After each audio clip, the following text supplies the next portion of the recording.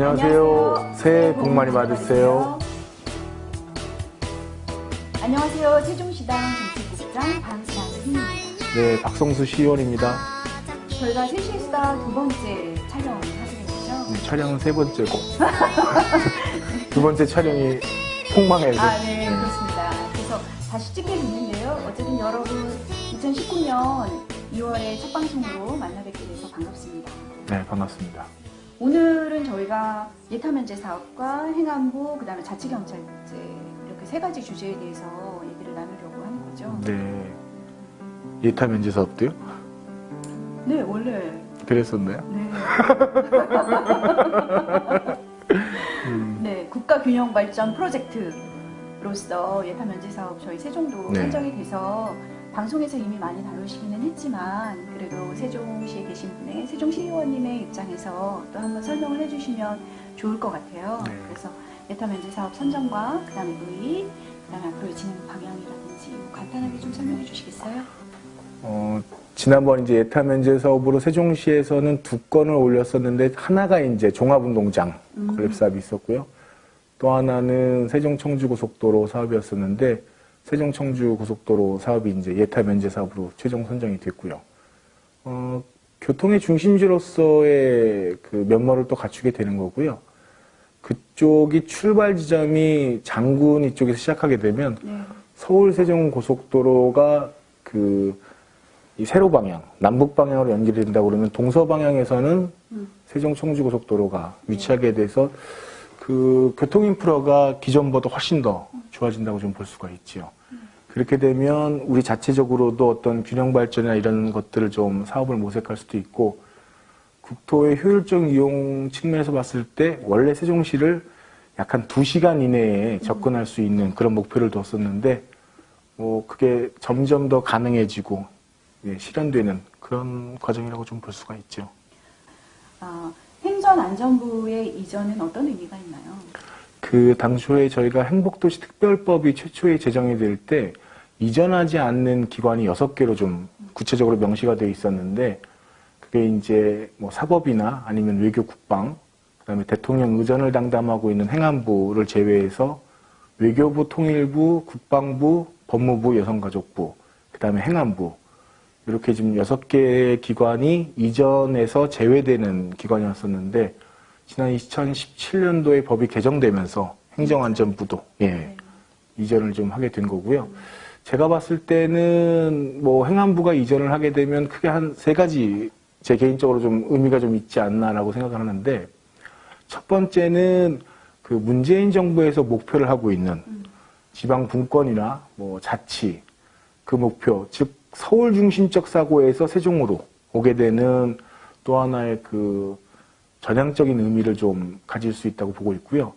두 번째는 행안부가 이전을 하게 되면 세종시가 이제 행정수도로 나아가는 또 다른 그 모티브가 작용되지 않겠느냐. 그러면서 대통령 세종 집무실에 대한 논의도 좀 더 활발하게 될 것 같고요. 그 다음에 셋째는 그 정부 부처 공무원의 후생복지를 담당하고 있는 게 행정안전부거든요. 그러면 이전에 따라 가지고 중앙행정기관 종사자들에 대한 뭐 처우 문제라든지 어떤 복리 증진 문제 이런 것들도 좀 개선이 될 수 있을 것 같고요. 저는 뭐 얼마 전에 저희가 그 시내에 이렇게 돌아다니다 보니까 플랜카드가 목 빠지는 줄 알았슈 왜 이제 왔냐고. 네. 그만큼 세종 시민들이 행정안전부의 이전에 대해서 좀 열망을 하고 있었고, 저 또한 그 지방행정이나 이런 걸 담당하고 있는 행정안전부가 옴으로써, 대통령께서 이 정부가 또 목표를 두고 있는 아까 말씀드렸듯이 그런 뭐 자치, 분권 이런 것들도 좀 가속화되지 않겠냐라는 좀 생각을 하고 있습니다. 다른 부처도 많이 있는데 특별히 행안부가 오는 게 대통령 집무실 설치와 깊은 연관이 있는 건 왜 그런 거죠? 그 원래 이제 그때 왜 행안부를 제외기관으로 했냐면 대통령의 의전이나 보좌 기능을 갖고 있어서 그래서 제외됐던 거였었는데 뭐 행정안전부가 오게 된다 그러면은 거기에 더 의미라든지 힘이 실리게 되겠죠. 대통령 직무 공간이나 이런 것들도요. 그렇게 되면 실제로 저는 뭐 굳이 청와대에서 제2국무회의를 할 게 아니라 그 행안부 내에서도 어떤 설계 반영을 통해 가지고 대통령 직무 공간이나 회의 공간을 만들면 지방 정부와의 제2국무회의는 세종에서 하는 게 좀 더 바람직할 것 같고 대통령께서도 이제 얼마 전에 얘기하셨던 게 장관들이 세종시에서 더 근무할 수 있는 그런 것들을 좀 고민해보라고 하셨던 것도 있기 때문에 실제 대통령께서도 세종시가 행정수도로서의 면모를 갖추는 데 있어서 더 많은 그 의지를 피력하신 게 아닌가. 저는 뭐 그렇게 좀 생각하고 있습니다.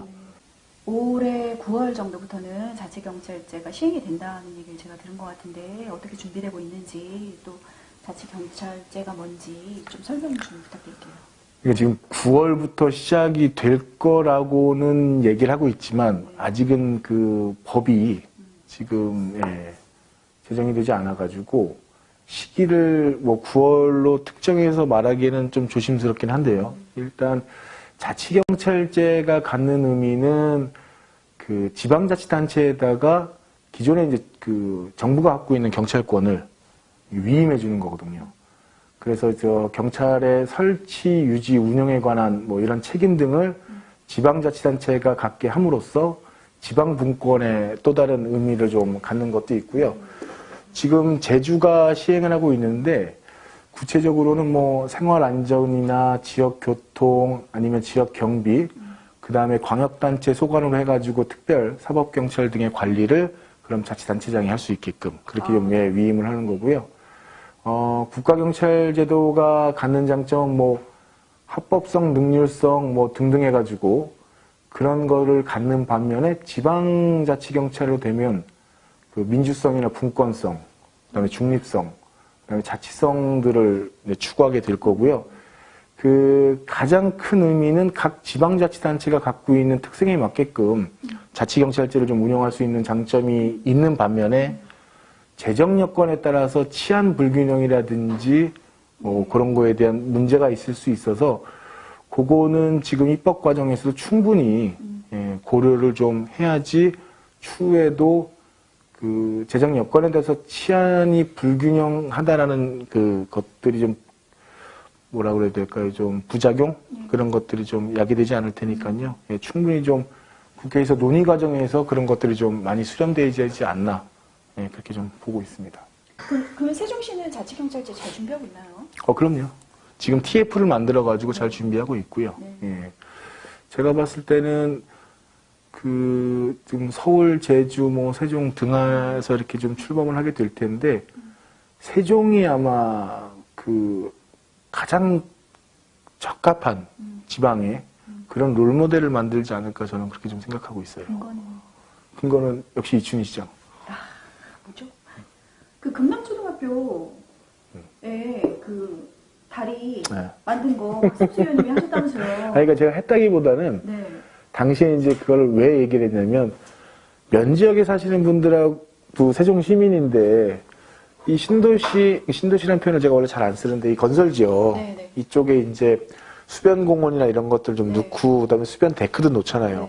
이분들도 이거를 같이 향유할 수 있어야 되는데 거기에 이제 방음 터널이나 뭐 이런 등등을 만들면서 단절된 거예요. 그래서 야 이거는 상대적 발달감이라든지 그다음에 뭐 무슨 국민 나누는 모습처럼 보여서 이거는 연결하는 데크를 만드는 게 바람직하지 않겠냐 해서 당시에 이제 행복청하고 LH 그렇게 협의를 해가지고 추진을 했던 거였었는데 저도 연초에 보니까는 어떤 분이 했다고 그래가지고 어떻게 된 일인가. 이거는 근데 그거는 되게 좋은 것 같아요. 저희 민원도 몇 번 들어왔었어요. 그리고 제가 처음에 세종시에 왔을 때 그쪽 금남 쪽 이쪽 갔었거든요. 근데 거기 현수막이 굉장히 크게 붙어있더라고요. 그러니까 신도시 시민은 사람이고 우리는 땡땡이냐 이렇게 붙어있었는데 마음이 되게 아팠지만 실제로 보면 차이도 많이 났고 특별히 말씀하신 것처럼 방음터널 그것 때문에 완전 분리돼서 그렇죠. 이동하기가 굉장히 불편했었는데 제가 그거는 이제 어디서 좀 교훈을 받은 거였냐면 지금 이해찬 대표께서 과거에 이제 그 금남면 황룡리 부용리에다가 한전에서 철탑을 세우겠다고 한 거예요. 이 철탑을 왜 세우냐 얘기를 했더니 이 건설 지역의 전력을 공급하기 위해서 이제 세운다. 그러니까 블랙아웃을 예방하기 위해서 두 선을 두 개에서 한다고 얘기를 하더라고. 그게 35만 4천 킬로볼트가 하여튼 뭐 그랬었는데, 그때 이제 당시 이해찬 의원께서 무슨 얘기를 하셨냐면, 야, 그게 말이 되냐. 왜 이 건설 지역에 전력을 공급해야 되는데 그 피해는 면 지역에 계신 분들이, 예, 그건 말이 안 된다. 그래서 지중화. 그렇게 해서 결국은 나중에 지중화를 하면서 그 다리 밑으로 해가지고 이제 전력, 예, 선로가 좀 진행하기도 했었고, 저 처음으로 보면은 이제 LH가 그때 이제 천마을의 아파트, 예, 그거 질 때도 이제 방음 터널도 이제 그런 문제를 해가지고 해결을 하셨던 거였었고. 아, 네. 여러분, 오늘도 3시의 수다 떨어가는데 어떠셨는지 모르겠습니다. 저희 편집자는 계속 재미가 없다고 저희가 얼마나 구박을 주시는지 모르겠지만, 여러분의 제보와 제보? 제보? 사건 파일이야? 아, 네. 여러분의 의견이 저희를 더욱 풍요롭게 하고요. 3시의 수다에 참여하고 싶은 분들 언제든지 연락 주시면 함께 하겠습니다. 감사합니다. 앞으로도 열심히 하겠습니다. 아, 네. 감사합니다. 네.